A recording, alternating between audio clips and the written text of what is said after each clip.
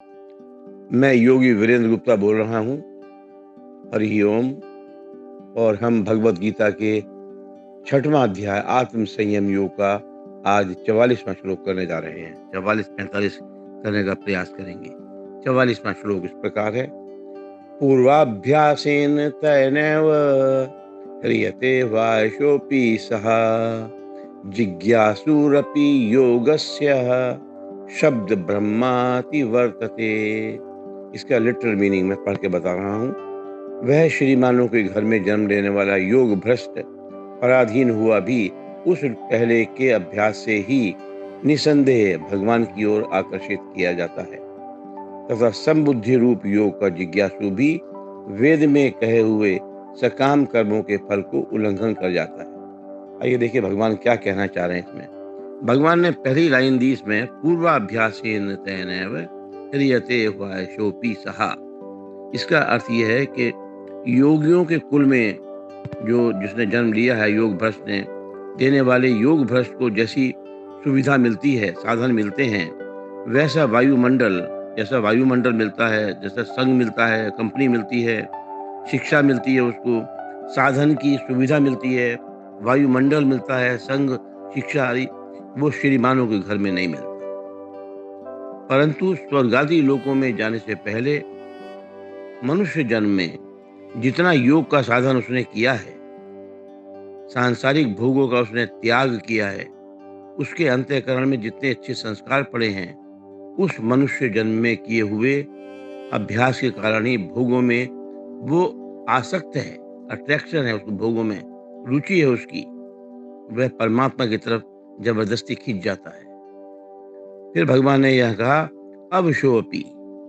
इसका अर्थ यह है कि श्रीमानों के घर में भोगों की बहुलता है, कोई कमी नहीं है। उसके मन में जो भोगों की अट्रैक्शन है, आसक्ति है, वह अभी मिटी नहीं है। भोग भोगना चाहता है वो, इसलिए वह भोगों के परवश हो जाता है, उनके अधीन हो जाता है। और उनके अधीन होने पर उसकी इंद्रियां, मन आदि का भोगों की तरफ आकर्षण होते हुए भी जो उसने पहले साधना की है, उस अभ्यास आदि के कारण वह जबरदस्ती परमात्मा की तरफ खींच जाता है, क्योंकि उसने साधना की है। तो फिर भगवान ने कहा यहाँ पे, जिज्ञासुरपि योगस्य शब्द ब्रह्माति वर्तते। इसका इस प्रकरण का अर्थ यह है कि अर्जुन का प्रश्न था कि साधन में लगा हुआ शिथिल प्रयत्न करने वाला साधक अंत समय में योग से हट गया है, विचलित हो गया है, तो वह योग की को ना प्राप्त होकर किस गति को प्राप्त होता है? भगवान से पूछा उसने, अर्जुन जी ने। अर्थात उसका कहीं वो गिर तो नहीं जाता, पतन तो नहीं हो जाता? इसके उत्तर में भगवान ने इस लोक में और परलोक में योग भ्रष्ट का पतन न होने की बात इस श्लोक के पूर्वार्ध पहले उसमें कही है कि उसका पतन नहीं होता है। फिर यहाँ भगवान ने दिया जिज्ञासुरपि योगस्य। इसका अर्थ यह है कि जो अभी योग भ्रष्ट भी नहीं हुआ है और योग में अभी लगा भी नहीं है, परंतु जो योग समता को इम्पोर्टेंस देता है, महत्व देता है और उसको प्राप्त करना चाहता है, ऐसा योग का जिज्ञासु जो साधक है, वो शब्द ब्रह्म मतलब जो वेदों में जो साधन सामग्री है, शब्द ब्रह्म का मतलब वेदों के कर्म के भाग का वो अतिक्रमण कर जाता है। और जिज्ञासु वह है, योग का जिज्ञासु वह है जो भोग और संग्रह को, एक्यूमुलेशन को साधारण लोगों की तरह इंपॉर्टेंस नहीं देता, महत्व नहीं देता, बल्कि उनकी उपेक्षा करके योग को अधिक महत्व देता है। सांसारिक भोग उसके लिए, संग्रह जो है, एक्यूमुलेशन, वो उतना इम्पोर्टेंट नहीं है जितना कि भगवान की तरफ जाना, उसको योग में और जुड़ना ज़्यादा। और लेकिन क्या हुआ है कि वो सिद्धांत से योग को ही महत्व देता है। तो और योग भ्रष्ट जो है, बहुत विशेष वाले व्यक्ति मनुष्य का नाम है, बहुत ही जो जिनमें विशेषता है, बहुत ज़्यादा जो इनमें इम्पोर्टेंस है। कैसी विशेषता? मनुष्यों में हजारों और हजारों में कोई एक सिद्धि के लिए यत्न करता है, ऐसा भगवान ने कहा है। और सिद्धि के लिए यत्न यत्न करने वाला ही योग भ्रष्ट होता है। अब देखते हैं भगवान 45वें श्लोक में क्या कहना चाह रहे हैं।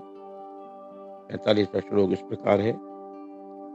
प्रज्ञाद्यतम आनस्तु योगी संशुद्ध किल्बिषः अनेक जन्म संसिद्धि स्ततो याति पराम गतिम। इसका अर्थ ये है, लिटरल मीनिंग, कि परंतु प्रयत्न पूर्वक अभ्यास करने वाला योगी तो पिछले अनेक जन्मों के संस्कार बल से इसी जन्म में संसिद्ध होकर, संसिद्ध का मतलब पूरा करके उसको संपूर्ण पापों से रहित हो, फिर तत्काल ही परम गति को प्राप्त हो जाता है। आइए देखिए भगवान इसमें क्या कहना चाह रहे हैं कि कैसे परम गति को प्राप्त होता है। भगवान ने यहाँ पर शब्द दिया है प्रज्ञाद्यत मानः। ठीक है, जो प्रयत्न कर रहा है, जो कोशिश कर रहा है, उसका अर्थ यह है कि उसके भीतर परमात्मा की तरफ चलने की लगन है, इच्छा है, बहुत उत्साह है, तत्परता है उसमें, वह दिन ब दिन बढ़ती जाती है। साधन में उसकी निरंतरता अवेकनिंग बढ़ती जाती है, रहती है। और श्री मानव के घर में जन्म लेने वाला योग भ्रष्ट पूर्व जो उसने पहले अभ्यास किया है, पहले साधना की है, उसके कारण परमात्मा की तरफ खींचता है। और वर्तमान में जो भोगों के संग से संसार की तरफ खींचता है, दोनों की तरफ खींचता है। अगर वह यह प्रयत्न करके, अपना ट्राई करके, बहुत ब्रेवरी से, शूरवीरता से भोगों का त्याग कर दे, तो फिर वह परमात्मा को प्राप्त कर लेगा। इसका कारण है कि जब योग का जिज्ञासु भी, जो शब्द ब्रह्म है, जो वेदों के वो हैं, वाणी है, में जब आगे लग जाता है, तो फिर जो उसे बहुत ही आसानी से वो साधन में लग जाता है, अपनी साधना में लग जाता है, तो उसका कहना ही क्या है। जैसे किसी आचरण में लगा हुआ पुरुष एक बार चोट खाने पर फिर विशेष जोर से परमात्मा में लग जाता है, ऐसा ही योग भ्रष्ट भी श्री मानव के घर में जन्म लेने पर विशेष जोर से परमात्मा में लग जाता है। फिर भगवान ने यहाँ शब्द इस्तेमाल किया है संशुद्ध किल्बिषः। उस योगी के, उस साधक के, उसके अंतःकरण में सब दोष, उसके सब पाप नष्ट हो गए। इसका अर्थ यह है कि वह परमात्मा की तरफ लगन होने से उसके भीतर योग, संग्रह, एक्यूमुलेशन, मान, प्राइड का, बड़ाई का, एप्रिसिएशन का, सुनने का, उसकी इच्छा पूरी की पूरी मिट गई है। फिर भगवान ने यहाँ शब्द इस्तेमाल किया है अनेक जन्म संसिद्धा। अनेक जन्म संसिद्धा। पहले मनुष्य जन्म में योग के लिए जो उसने प्रयत्न किया था, उससे शुद्धि हुई है, उसकी प्योरिफिकेशन हुआ है। फिर अंत समय में वो योग से विचलित हो गया, हट गया, इसलिए योग भ्रष्ट हुआ। होकर वो स्वर्ग आदि लोकों में तो गया और वहां भोगों से, लेकिन भोगते भोगते उसको इंटरेस्ट उसका खत्म हो गया। और जब इंटरेस्ट, उसको रुचि नहीं रही, तो वो शुद्ध हो गया उससे।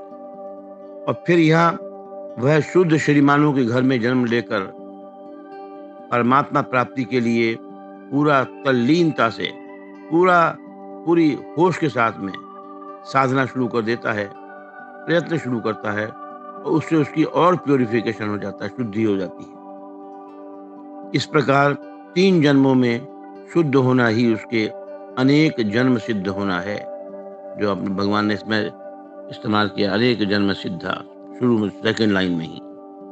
फिर यहाँ पर भगवान ने कहा ततो याति पराम गतिम। इसीलिए वह साधक परम गति को प्राप्त हो जाता है।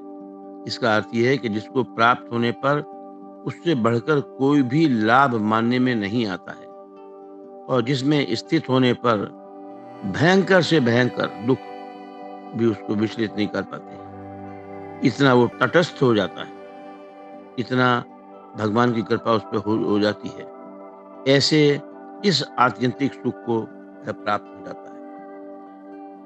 आज बस इतना ही। तब तक के लिए मुझे आज्ञा दीजिए। आपके हृदय के अंदर विराजमान परमपिता परमात्मा को मैं हाथ जोड़कर प्रणाम करता हूँ। मेरा प्रणाम स्वीकार करें। हरि ओम।